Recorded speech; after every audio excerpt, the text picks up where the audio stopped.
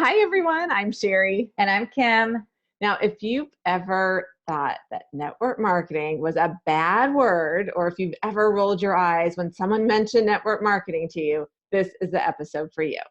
So here's what happened. I asked one of my best friends to give us some feedback on our very first podcast. I admire him. I appreciate his input. He is an Emmy Award winning television producer. So he's got some street cred, right? So I asked him what he thought, and he started by saying, I like the music. I learned some things. He goes, but I don't like that you kept saying network marketing. I don't like those two words. And I thought, well, wait a minute, that's what our podcast is about. We want to show people that it can be a viable way to get out of corporate America. He goes, I know, but I just don't like those words. I'm like, well, what about those words don't you like? And he said, I don't know, I just don't like them. And it got Sherry and I talking because we think so many people feel the same way because they don't understand this industry. It's one of the most misunderstood industries that I've ever come across. In fact, I misunderstood it when I started. I wanted nothing to do with it. You know, Sherry kept saying, this is such a great business model. I'm like, nope, I don't want to do it.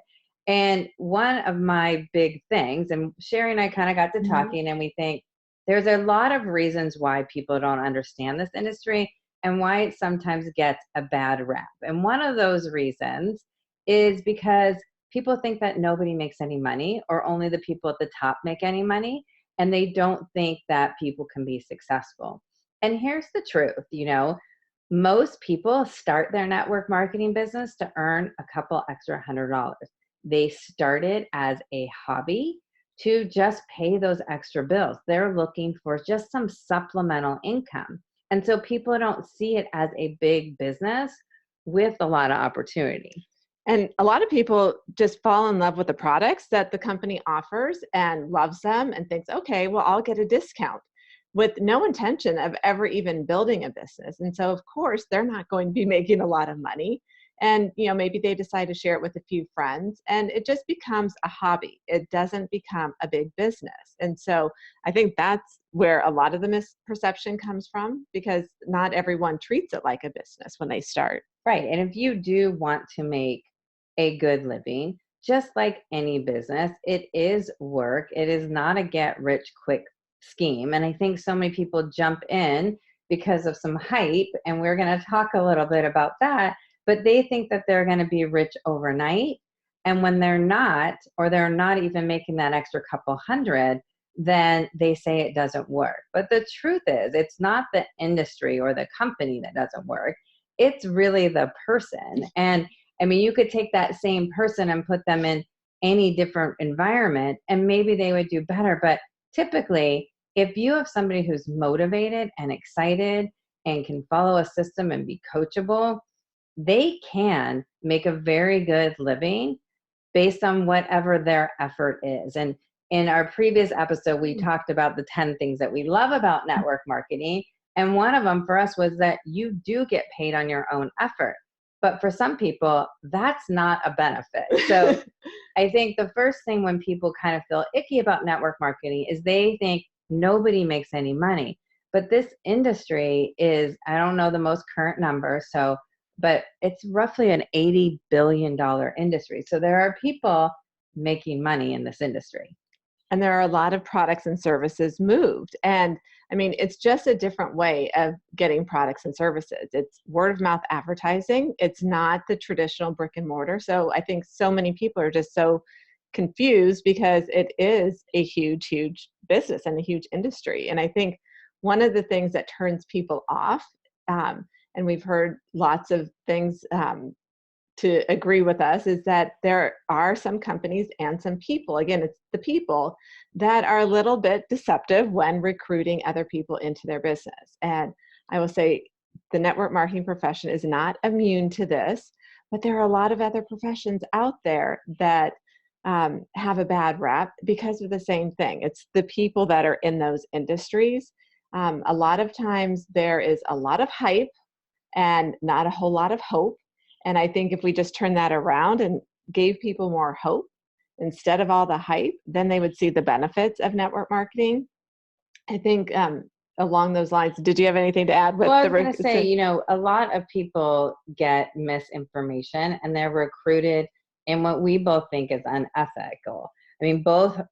Every day I get something on social media where somebody's trying to sell me and recruit me, and they're trying to really just get me to do something without getting to know me. And that's where Sherry's talking about, having a little bit of hope and really coming from that servant mindset.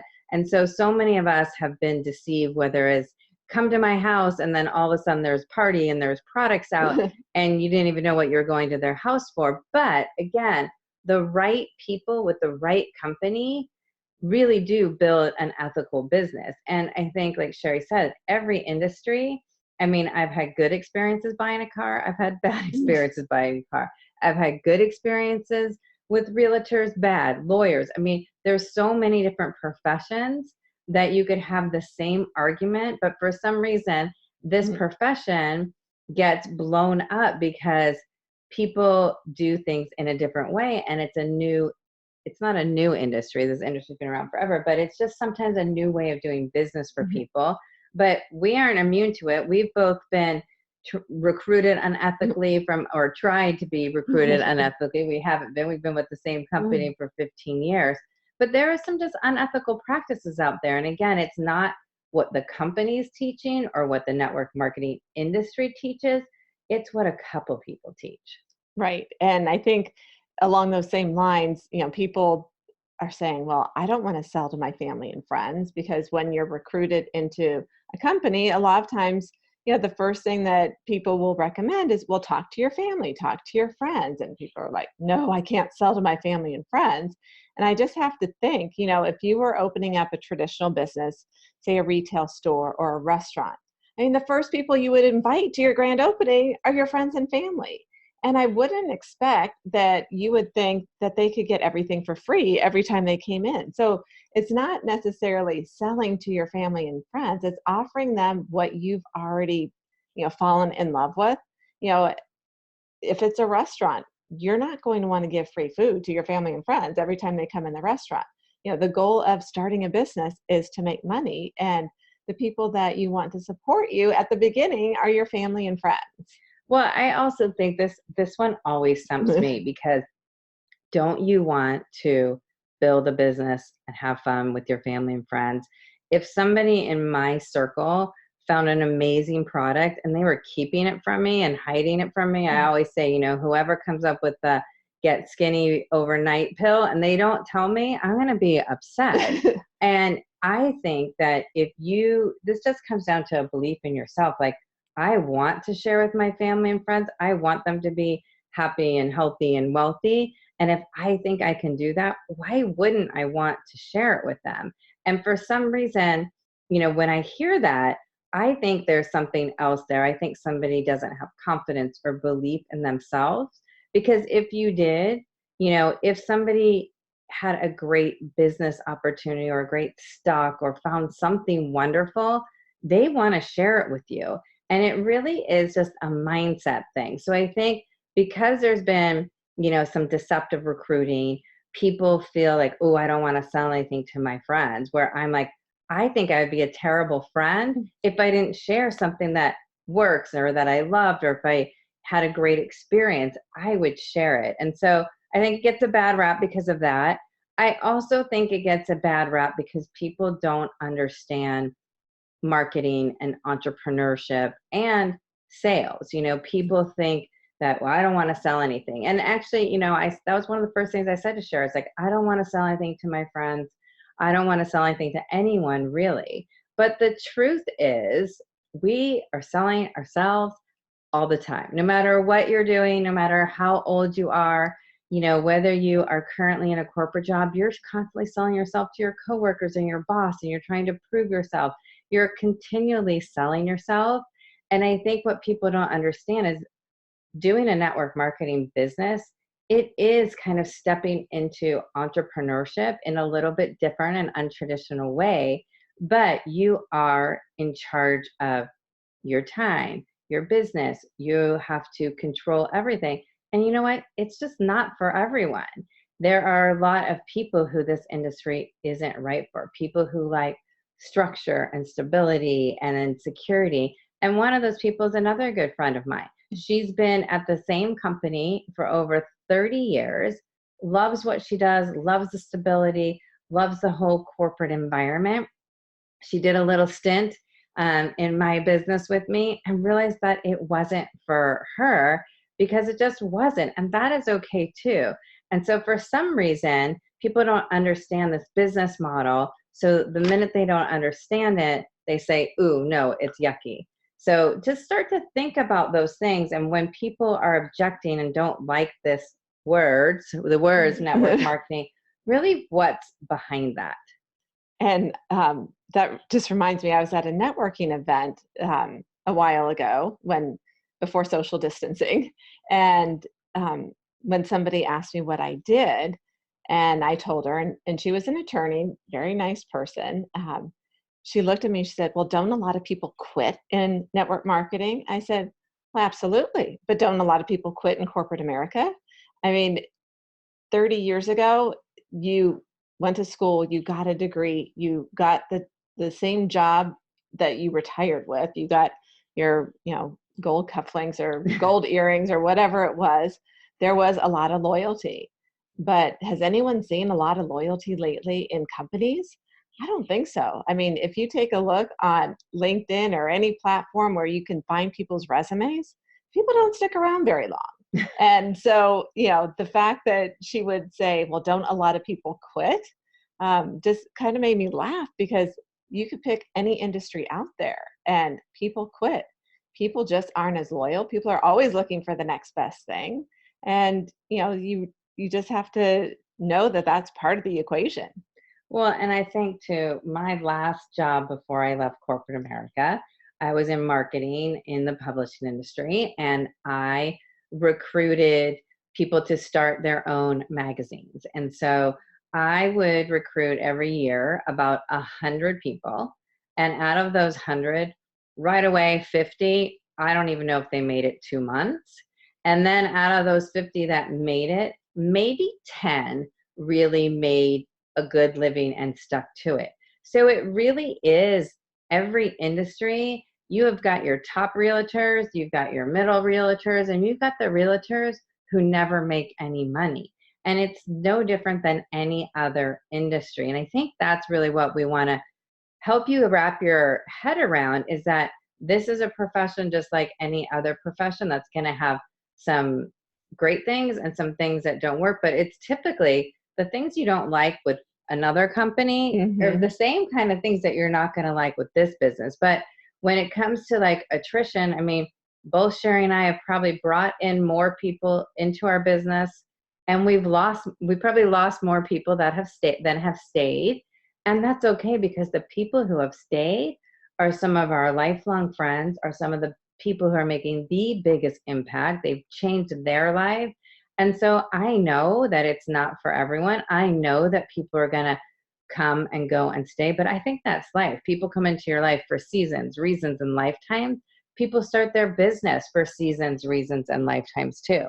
Absolutely. And so, hopefully we debunked a little bit about attrition and people quitting, because again, that is just part of everyday life. And I think the other thing that we wanted to talk about a little bit is just social media. I mean, social media is amazing, but it can also be detrimental. And, people write reviews all the time, but you typically find the negative reviews outweigh the positive reviews. And so it's just about being really discerning when you look at social media, when you look at reviews, when you look at different companies, and really just know that everything out there is opinion. A lot of that is not based on fact. Well, and I think that, social media is such a great way to connect, but it's a great way to get some misinformation too.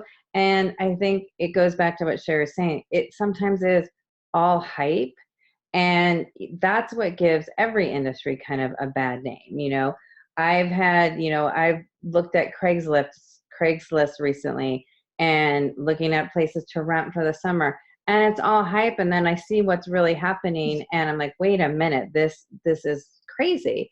And so I think social media can be a really great thing for our industry, but it can also be the downfall because people do have an opportunity to say whatever they want.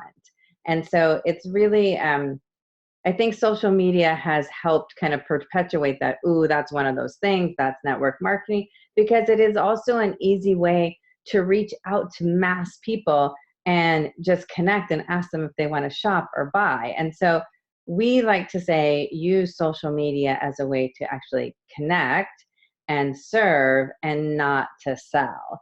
And those things are so important. But I do want to go back to one thing about Okay. the quitting thing, because I hear all the time, well, people quit. And you know what? Those people that quit are usually the ones that go onto social media and say it doesn't work. And it's not that it didn't work, it's that they didn't work. But it is an easy business to quit. Most people can start their network marketing business for under a couple $100s. So you don't have a lot of skin in the game. And so it is easy to quit when you get some kind of negative response or the first person says no. Where, my husband and I, we opened a business, we opened a spin gym, we signed a 5-year lease, we had a bank loan. There was no way for us to quit. We could quit and flee the country, but it wasn't a business that we could quit. We had skin in the game. We were committed. And I think that's the thing that people don't realize. They say, well, everybody quits. And not everybody quits. The people who really want to build a business and see this as a long-term way to build an asset and a legacy, they're going to stay. Again, those seasons, reasons, and lifetimes, people are going to join for supplemental income, replacement income, and lifestyle income. They're all different. And I think what happens is network marketing gets a bad rap because they see people quitting, they see people not making any money, and typically this has sort of that negative effect on people. Right. And I mean, all the things that we talked about are reasons why people kind of roll their eyes. And I would encourage you to go back to our episode where we talk about the 10 reasons why we love network marketing, because I would definitely say if this is something that you're considering as an option to leave that corporate job, first of all, stay with your corporate job as long as you possibly can stand it while you're building your asset alongside. But really think about the fact that this is a viable option, and that even though there are some things that people may roll their eyes at, the more educated you can become, the more confident you'll become when these things come up. Yeah. And I think, this is an entrepreneurship type of business. You do have a company behind you, you have company products, you're getting paid commission. And a lot of times, there's attrition because most people who are in commission-based businesses, most people don't like that model and they don't make it. It is not for everyone.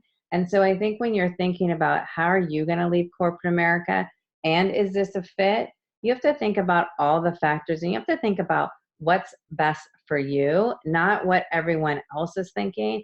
And I'm not going to lie, I rolled my eyes. I was one of those people that rolled my eyes. And then I started to think about, well, nobody else is showing me another way to build a business alongside what I'm doing. Nobody else is showing me how I can use this as my pathway.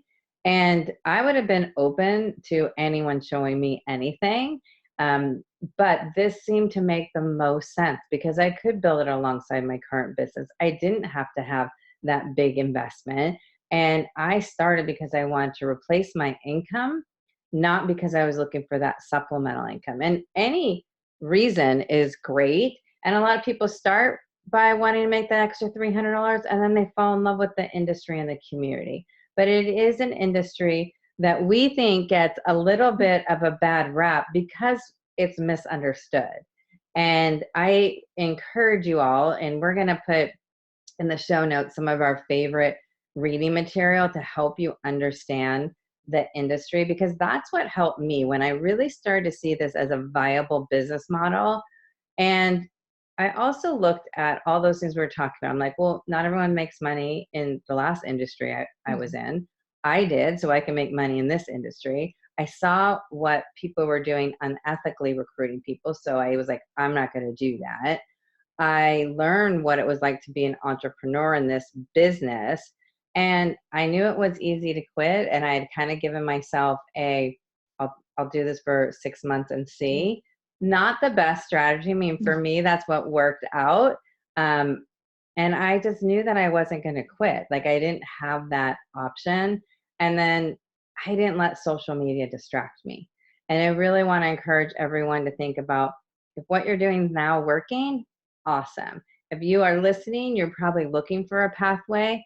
This might be one of those things that you've never in a million years thought about, but it could also be that vehicle that actually helps you transition out. And the bottom line is, if you believe in yourself and you want to make this work, you absolutely can. I mean, if you are betting on yourself, this is a great option. If you don't have that belief yet, find somebody that can pour into you that will help you, because that is truly the foundation for this. And whatever the naysayers say, it won't be able to affect you if you believe in yourself.